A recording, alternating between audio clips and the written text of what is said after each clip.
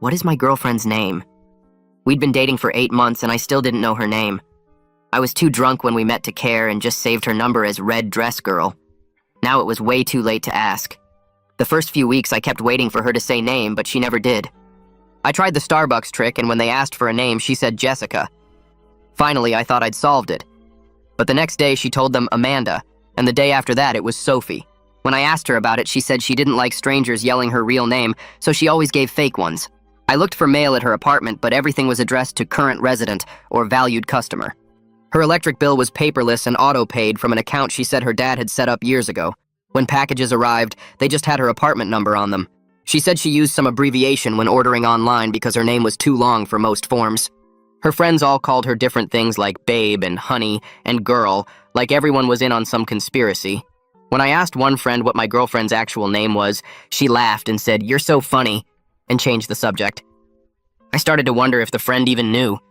Something cold settled in my stomach at that thought. I tried to get her driver's license when we went to a bar, but she said she didn't have one because she grew up in New York where nobody drives. She showed the bouncer something on her phone that he accepted, but when I asked to see it, she said the battery had just died. We went to 5 different bars over the next month, and she never once showed physical ID. I suggested we take a trip somewhere tropical so she'd need a passport.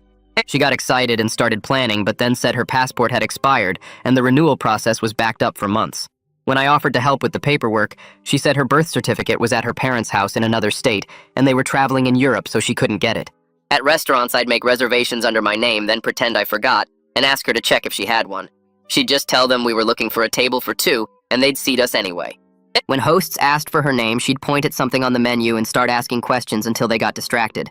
It was almost like she'd practiced it. I tried getting romantic and asking what her grandmother called her as a child. She said she'd had so many nicknames she couldn't remember them all. When I asked what teachers called her in school, she said she'd been homeschooled and her mom just called her Sweetheart. Every story somehow avoided her actual name.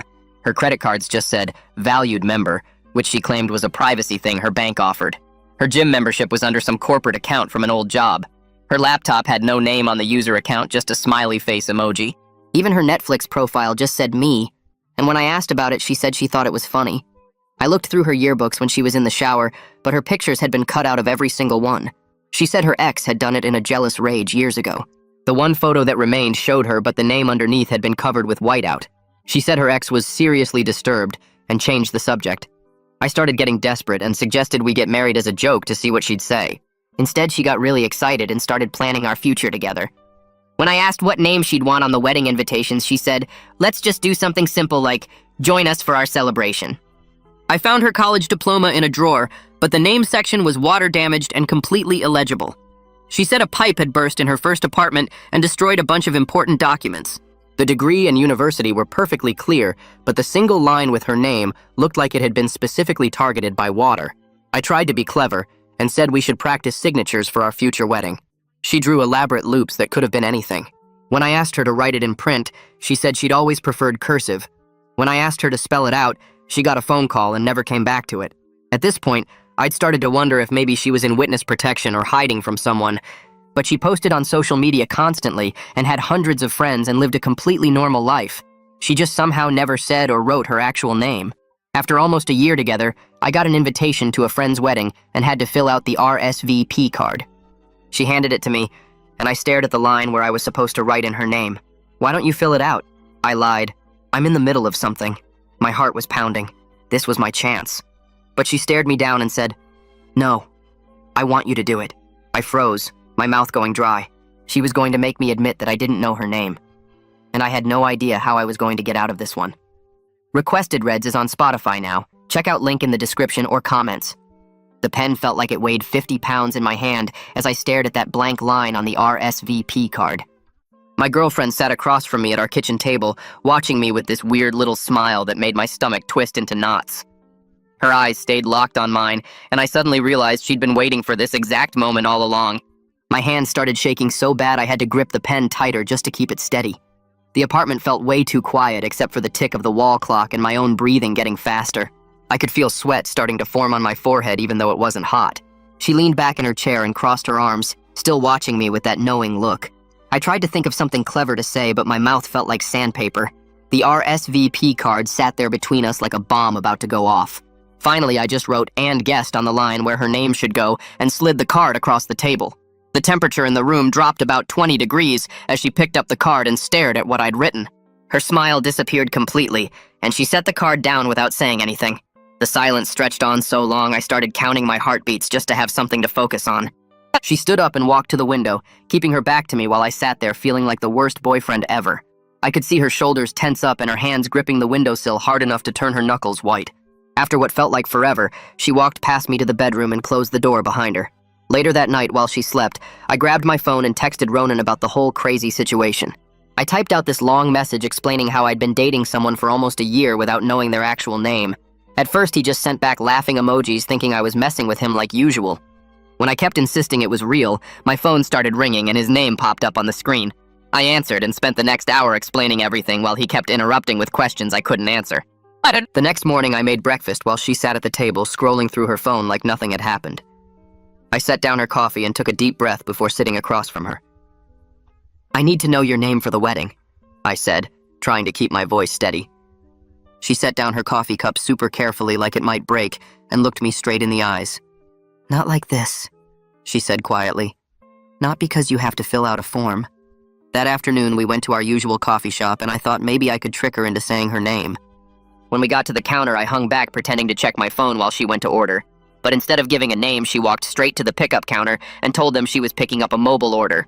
She grabbed 2 drinks that were already waiting and handed me mine with this triumphant little smile. I wanted to ask how she'd ordered ahead without me knowing, but decided to drop it for now.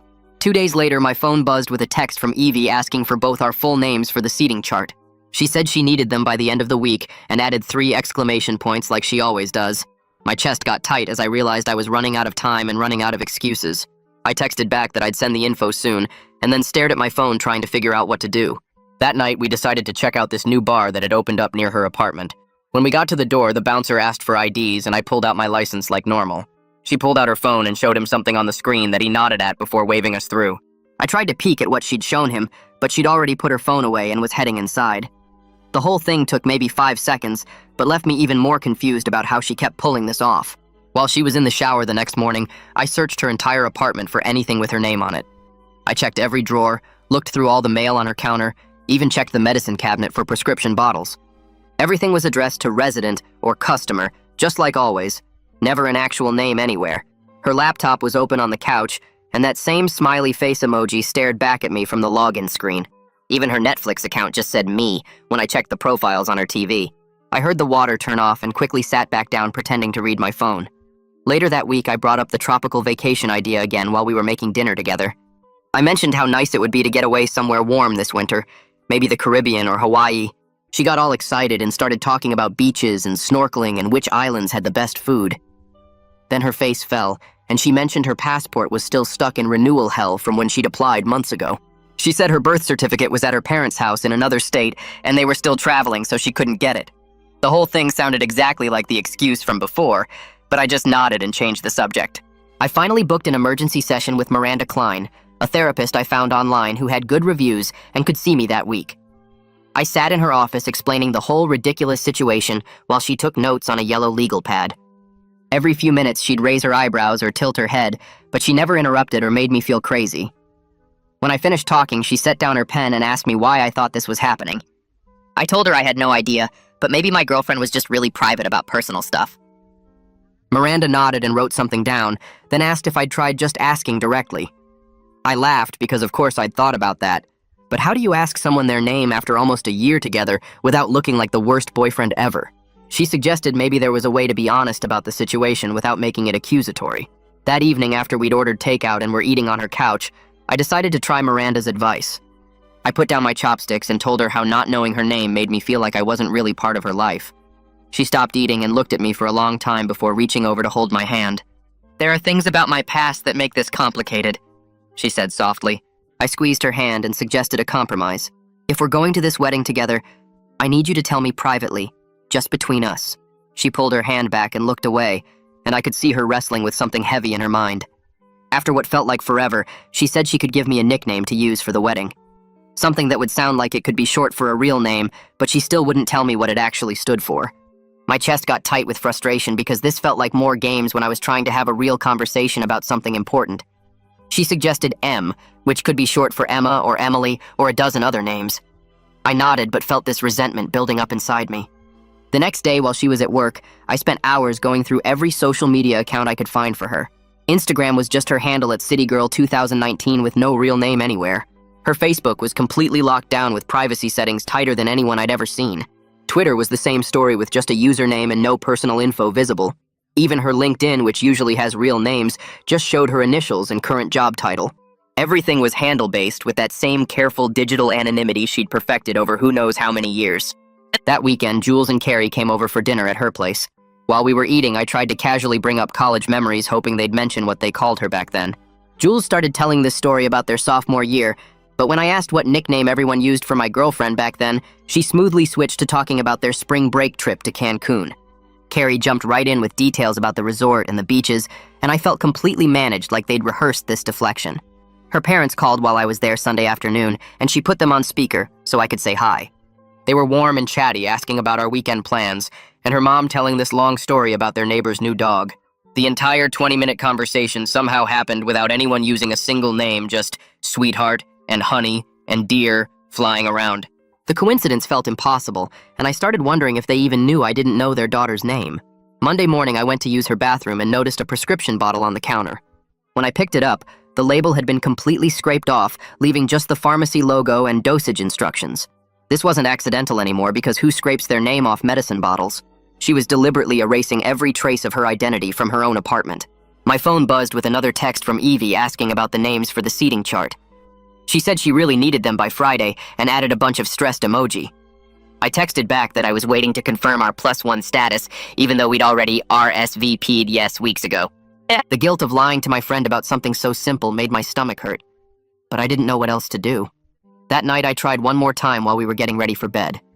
I promised I wouldn't write her name down anywhere or tell anyone if she'd just tell me privately. She sat on the edge of the bed and her eyes got glossy like she might cry. "There's painful history involved," she finally admitted.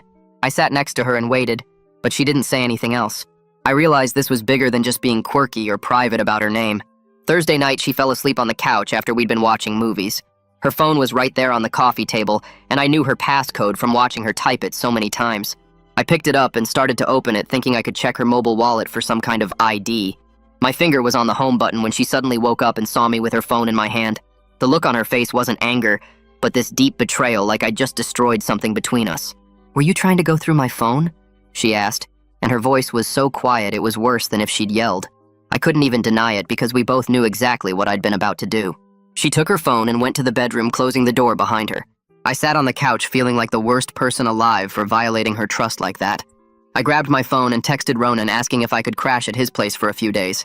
He replied within minutes saying his couch was mine and asking if I was okay. I went to our closet and threw some clothes into my gym bag, trying not to make too much noise. She stayed in the bedroom the whole time I was packing, and I could hear her moving around, but she didn't come out. I left a note on the kitchen counter saying I was giving us both space and would be at Ronan's if she needed me. The drive to his apartment took 20 minutes, and I spent the whole time replaying that moment when she caught me with her phone. Ronan opened his door before I even knocked and pulled me inside without asking questions. He made tea while I sat at his kitchen table and finally told him everything about not knowing her name for almost a year.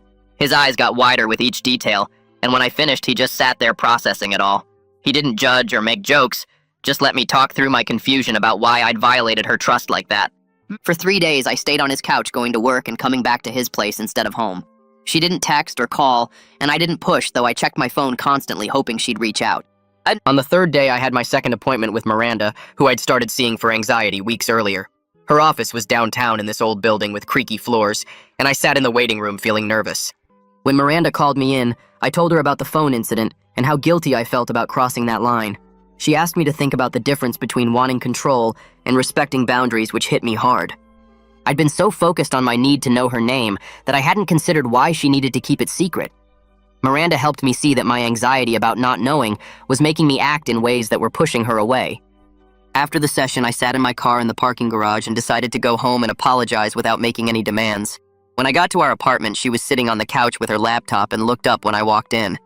I sat down across from her and told her I was sorry for trying to invade her privacy and that I understood if she was angry.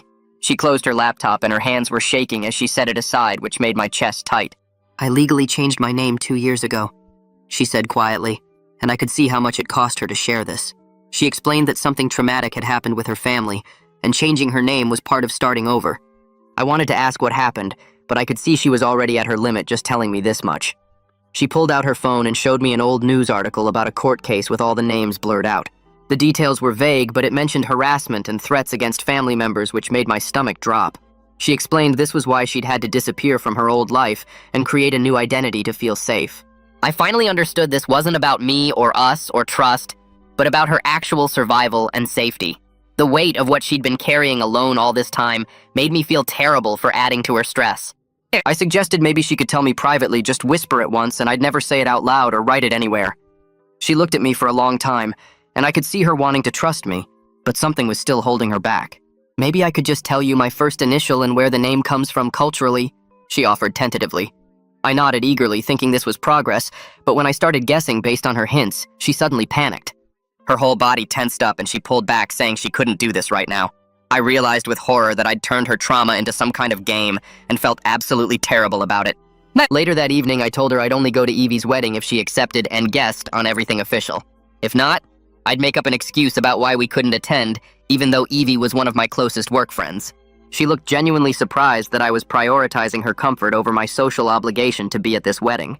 The next morning, I called Tony directly since he was handling all the RSVP stuff for him and Evie. I explained we needed generic place cards for privacy reasons and offered to help with other wedding tasks in exchange. He sounded confused and asked a bunch of questions, but eventually agreed because he trusted me even if he didn't understand.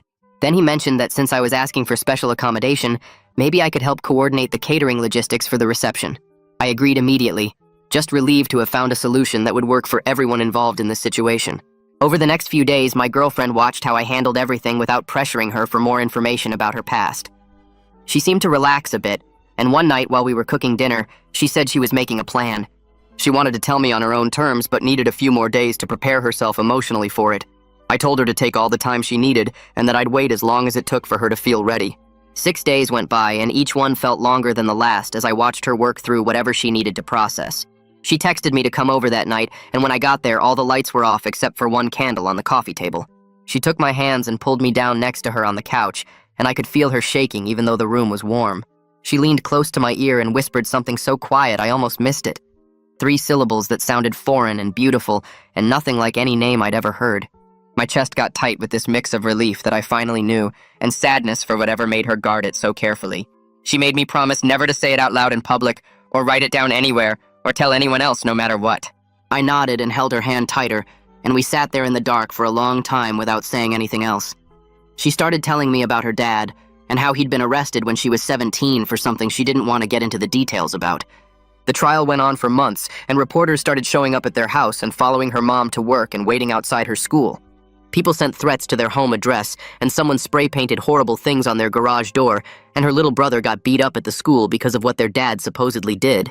The prosecutor said the family might be in danger from her dad's former business partners, so they had to move 3 times in 2 years. She legally changed her name when she turned 18 and moved across the country to start over where nobody knew her family's history. Her mom and brother did the same thing, and now they all had different last names and lived in different states and only saw each other a few times a year. She cried while telling me this, and I held her and promised I'd help keep her secret safe no matter what it took. We worked out this system where I could use her real name when we were completely alone in one of our apartments with the doors locked and curtains closed. Everywhere else I'd stick to pet names or just get her attention without using any name at all. Having these clear rules made us both feel better and somehow closer, even though the whole thing was strange.